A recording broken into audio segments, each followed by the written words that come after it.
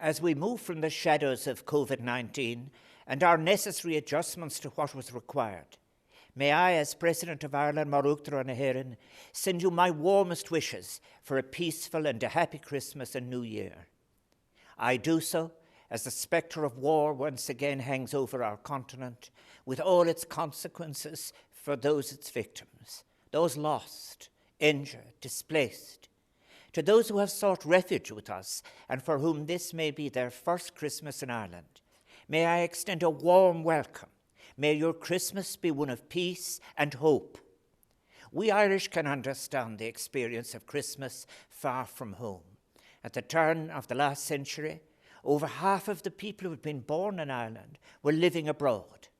This fact, along with the emigration that was to follow during the early decades of the Irish state, have shaped us profoundly as a people. We can, through the experience of our own ancestors, know what it is to be the migrant, to be displaced. For many of us, Christmas is a time for gathering with family, friends, and community, of sharing in some long-standing traditions and reflecting on the precious shared memories that have defined Christmases past. This Christmas will be a particularly special one for many, as once more, and having moved beyond our necessary COVID restrictions, they can come together as groups and families and also welcome loved ones home from among the many Irish who are scattered across the globe. In the midst of our renewed celebrations, it is important that we reflect on the place where we now find ourselves in our post-COVID circumstance, asking ourselves how we can make best use of our experience.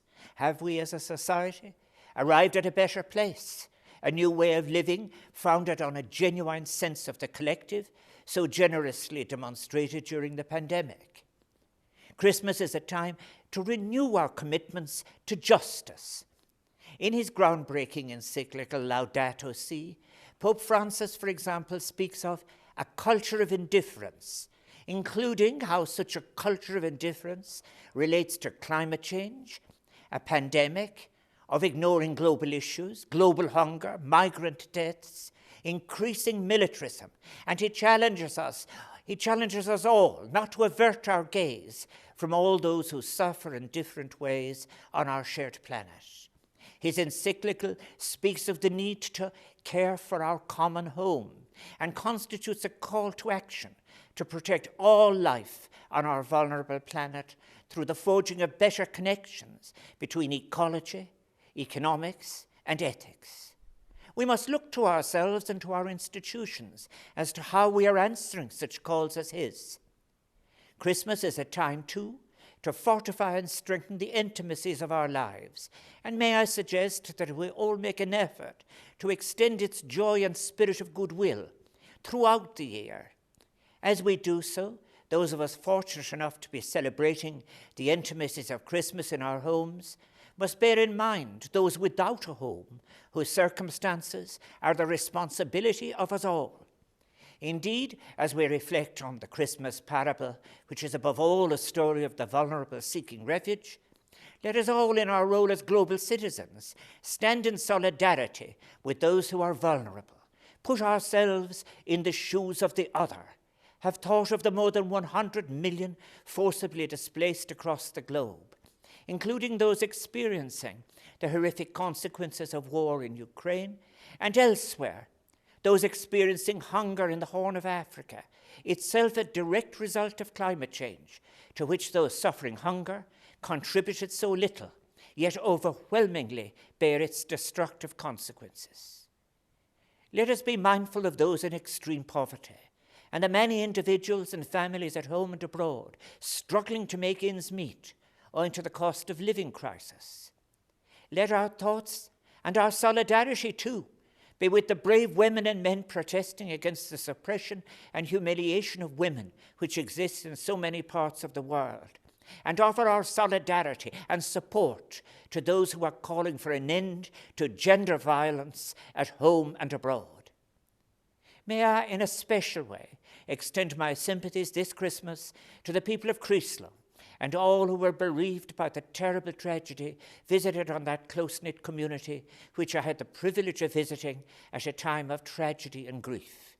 I hope this coming year will bring you some space for healing, and that along with your profound sadness, your loved ones can be remembered with appreciation by you for all that was shared with them, your lives together. May I thank all those who will continue to care for our communities throughout the Christmas season. We are deeply grateful to those who work in our hospitals and emergency services, the volunteers who will be attending to the needs of the homeless, the vulnerable and the marginalized, and to all those who so generously give up so much of their Christmas to the needs of others. May I thank those members of our defence forces who will be overseas this Christmas, building and supporting peace in many of the more than 60 regions across the world that are currently experiencing conflict. We are all thinking this week of the grief being experienced by the family of Sean Rooney, by the families of those injured in Lebanon, and in particularly the family of Shane Carney. All events occurring in conflict zones. Conflict zones so near the homeland of Jesus Christ, whose birth we celebrate at this time, and where efforts and peacemaking is in such short supply, where suffering and exclusion is deepening. May I assure the women and men of our defence forces that your sacrifices for peace are greatly appreciated by the people of Ireland. In recent weeks, we have across the country been turning on the Christmas lights, which bring such joy and pleasure to our towns and villages, our homes and workplaces. During these darkest days of midwinter, as we prepare to bid farewell to 2022, they illuminate our days and remind us of the importance of resilience at the dawning of a new year that we should all face with a renewed sense of hope and optimism. As we look towards seasons of renewal and flourishing, let us do so in solidarity, resolving to craft together a shared future defined by compassion, care, inclusion, and equality, a society whose values embody the vision of the brave men and women who helped to realize the foundation of our republic, and whose centenary we continue to mark. May I wish each and every one of you, wherever you may be, a peaceful and happy Christmas. Nalekanativ Galeer, is bergak banach don blian nua, is don tauki.